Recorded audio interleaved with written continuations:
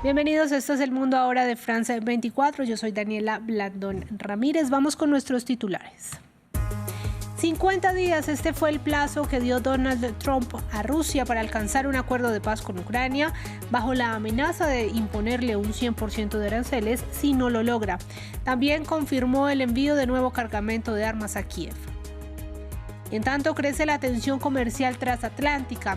Estados Unidos se mostró abierto al diálogo con la Unión Europea, a la que amenazó con gravámenes del 30% desde el 1 de agosto, mientras el bloque sigue estudiando medidas en represalia si no alcanzan un acuerdo.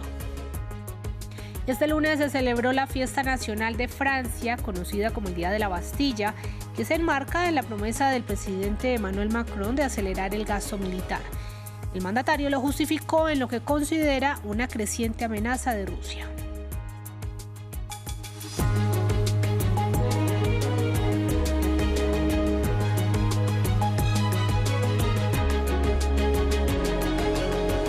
Vamos a comenzar este resumen hablando de la guerra en Ucrania. El presidente de Estados Unidos, Donald Trump, cambió el tono hacia su homólogo ruso, Vladimir Putin, y le dio un plazo de 50 días para alcanzar un acuerdo de paz con Kiev.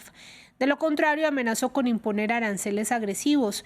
También confirmó que enviará más armas a Ucrania. El informe es de Hugo Caro Jiménez. Aranceles, nuevamente utilizados por Donald Trump como forma de presión. Este lunes, como lo había anunciado, el presidente estadounidense se dirigió al Kremlin para hacer una advertencia. El motivo del anuncio, el retraso para materializar su promesa de lograr un acuerdo para poner fin a la guerra en Ucrania. Un punto por el que Rusia, si no cambia de posición en 50 días, enfrentará aranceles estadounidenses de hasta el 100%. Estamos muy descontentos con ellos y vamos a aplicar aranceles muy severos si no llegamos a un acuerdo en 50 días. Aranceles de aproximadamente el 100%, que llamaríamos aranceles secundarios. ¿Saben lo que significa esto? La amenaza arancelaria vino acompañada de otro anuncio importante, el envío de armas por parte de Washington a sus socios de la OTAN para que estos, quienes asumirán el pago del armamento, se las transfieran a las tropas ucranianas en su lucha contra Moscú. Del otro lado, Volodymyr Zelensky se reunió este lunes con el enviado especial de Donald Trump. Tras la reunión, aseguraron que ambos discutieron temas como defensa aérea y decisiones importantes para ambos países. El mandatario ucraniano dio los detalles del encuentro. Sobre la reunión con el general Kellogg, ha comenzado su visita a Ucrania y ha sido bastante sustanciosa. Tuvimos una discusión productiva. Agradezco al presidente Trump su disposición a apoyar la protección de la vida de nuestro pueblo. Previamente, Trump había anunciado el envío de sistemas de defensa aérea Patriot a Ucrania. Las declaraciones del jefe de la Casa Blanca de este lunes marcan un cambio de tono con Vladimir Putin, al que se había intentado acercar desde que asumió su segundo mandato, con el fin de lograr un acuerdo para el conflicto ucraniano. La Unión Europea respondió, considera que imponer aranceles del 100% a los productos rusos que ingresen a Estados Unidos y secundarios a aquellos países que le compren petróleo a esa nación no es presión suficiente y que el plazo otorgado para sellar un acuerdo es muy amplio.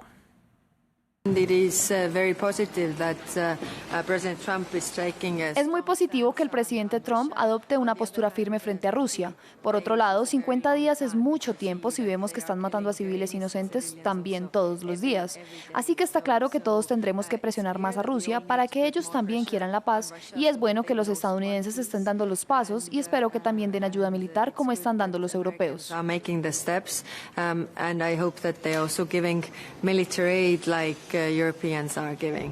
Y de la política pasamos al tema comercial. La Unión Europea y Estados Unidos mantienen abierta la puerta al diálogo para evitar aranceles de parte y parte. El bloque calificó de absolutamente inaceptable la amenaza del presidente estadounidense de imponer una tasa del 30%. El informe es de Aitor Chavarri. Negociar y alistar represalias al mismo tiempo. Es la estrategia de la Unión Europea frente a la amenaza arancelaria del 30% del presidente estadounidense Donald Trump.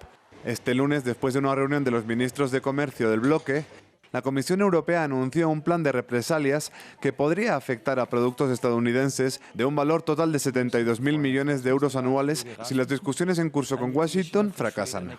Hoy hemos debatido la situación y las perspectivas de las relaciones comerciales entre la Unión Europea y Estados Unidos, incluidas las posibles contramedidas de la Unión Europea a la luz de las negociaciones en curso para un acuerdo de principio. También hablamos del anuncio del presidente estadounidense Donald Trump de imponer aranceles generales del 30% a la UE a partir del 1 de agosto, lo cual, debo decir, los Estados miembros consideran absolutamente inaceptable e injustificado. Por su parte, Maroš Šefčovič, el comisario de Comercio de la Unión Europea, quien se encarga también de las negociaciones con la administración Trump, aseguró que seguirá el diálogo con Estados Unidos para evitar los aranceles. Como saben, la Unión Europea ha abordado estas conversaciones de buena fe y con toda la intensidad en todo momento. Así que, siendo sinceros, la idea de un arancel del 30% resulta, en efecto, prohibitiva para el comercio mutuo. En 2024, los intercambios de mercancías y servicios entre la Unión Europea y Estados Unidos representaron unos 1,68 billones de euros, lo que equivale al 30% del comercio mundial en el año. El bloque europeo tuvo un excedente comercial con la Unión Americana de unos 50.000 millones de euros, según el bloque comunitario. Las cifras oficiales de Washington dicen que es casi el triple. Volvemos a nuestro continente para hablar de la nueva victoria jurídica de Donald Trump. La Corte Suprema de Estados Unidos despejó el camino para que el presidente continúe con su plan de desmantelamiento del Departamento de Educación, que quiere reducir a la mitad. Con el voto en contra de los 3 jueces liberales, el tribunal suspendió una orden de un juez de Boston que revocaba los 1.400 despidos decretados previamente y cuestionaba el plan en general, aunque aún quedan recursos por resolver. La semana pasada, en una decisión similar, el alto tribunal avaló el proyecto del presidente republicano de reducir significativamente el tamaño de la fuerza laboral federal. Continuamos en Medio Oriente. En la Franja de Gaza, nuevos bombardeos israelíes en Ciudad de Gaza y Han Yunis causaron al menos 31 muertes este lunes. En tanto, hay una nueva iniciativa humanitaria para intentar romper el bloqueo israelí en el enclave palestino, mientras Naciones Unidas advierte que la grave escasez de combustible pone en riesgo hospitales y otras infraestructuras esenciales. Ampliamos en el siguiente informe. La Franja de Gaza sigue siendo el blanco de ataques israelíes. Este lunes, un bombardeo en Han Yunis mató a varias personas. Entre las víctimas está el hermano de Belal Adladuni, que murió junto a casi toda su familia mientras estaba en su tienda de campaña. Atacaron la carpa, nadie sobrevivió, salvo el hijo mayor, Mohamed, que estaba fuera llenando agua cerca de la carpa. El resto fue martirizado. Hossam fue martirizado, así como su esposa Sohad, embarazada de 8 meses, su hijo Abdelrahman, de 14 años, y sus hijas Fairuz y Shahid. Mientras tanto, en Sicilia, un centenar de simpatizantes asistió a la salida del nuevo barco de la llamada Flotilla de la Libertad, con una pancarta en la que se lee "Alto al genocidio" y una bandera palestina colgada. El Handala no oculta sus intenciones. Su misión, intentar romper el bloqueo de Gaza para llevar material médico, alimentos y medicinas al asediado territorio. Este bloqueo dura ya casi 20 años, un asedio ilegal en el que se priva a la población de alimentos, agua y medicinas. Vemos imágenes de mujeres y niños encadenados en jaulas y fusilados. No lo digo yo, lo dicen los soldados israelíes a sus propios medios de comunicación, y el mundo entero guarda silencio y observa lo que ocurre. En junio, el Madlin, otro barco de la flotilla que intentó acceder a Gaza, fue interceptado en las aguas internacionales por la Armada israelí. Los activistas fueron detenidos y expulsados de Israel sin poder entrar al enclave palestino. Y en Siria, al menos un centenar de personas murió en enfrentamientos entre las tribus beduinas y drusas, según el Observatorio Sirio de Derechos Humanos. Entre ellos, 60 drusos, 4 civiles, 18 combatientes beduinos, 14 miembros de las fuerzas de seguridad y 7 personas no identificadas con uniformes militares. Las autoridades sirias, al mando del presidente de facto Ahmed al-Sharaa, desplegaron soldados en el sur del país para intentar contener los enfrentamientos. Esto mientras el ejército de Israel atacó tanques cerca de Sueida en una advertencia para las autoridades sirias. Más detalles a continuación. Intercambio de disparos en ambos lados de la calle. Aquí en Sueida, una ciudad predominantemente drusa en el suroeste de Siria, tribus beduinas y combatientes locales se enfrentan con vigor. Los ministerios del Interior y de Defensa han preparado un plan de despliegue de seguridad en la gobernación de Sueida, con el objetivo de afirmar la autoridad del Estado para aplicar la ley y desarmar a los grupos que actúan al margen de la ley y siembran el caos. El Ministerio del Interior sirio expresó inmediatamente su profunda preocupación por este estallido de violencia y anunció la intervención de unidades policiales. Los enfrentamientos estallaron tras el secuestro de un vendedor de verduras, un druso que vendía en la calle de Damasco de Sueida. Otros residentes también fueron secuestrados por beduinos armados. Las tensiones entre facciones drusas y beduinas no son nada nuevo en la provincia de Sueida. En abril y mayo pasados, decenas de personas murieron en enfrentamientos similares, antes de que los líderes locales y religiosos llegaran a acuerdos destinados a contener la escalada e integrar mejor a los combatientes drusos en las nuevas estructuras de poder. Con unos 700.000 habitantes, la provincia de Sueida alberga la mayor comunidad drusa del país, una minoría religiosa de la rama ismailí del chiismo. Y en Francia, este lunes se celebró la fiesta nacional con un desfile militar, solo un día después de que el presidente Emmanuel Macron pidiera un nuevo incremento del gasto de defensa en los próximos años. Lauren nos amplía. Bajo el Arco de Triunfo de París, el presidente Emmanuel Macron marcó uno de los días festivos más importantes de Francia. Cada 14 de julio se conmemora el famoso día de 1789 en el que los parisinos asaltaron la Bastilla y desencadenaron la Revolución Francesa. En total, unos 7.000 militares participaron en este desfile 2025 con vehículos blindados y cazadores Rafale. Somos de Nápoles, llevamos 10 años viniendo, ha sido estupendo. Venimos por el desfile y luego por los fuegos artificiales. Es impresionante, muchos vehículos grandes te hacen soñar. Nunca había estado en un desfile, es impresionante. Una exhibición de la fuerza militar que llega en un contexto de rearme para Francia.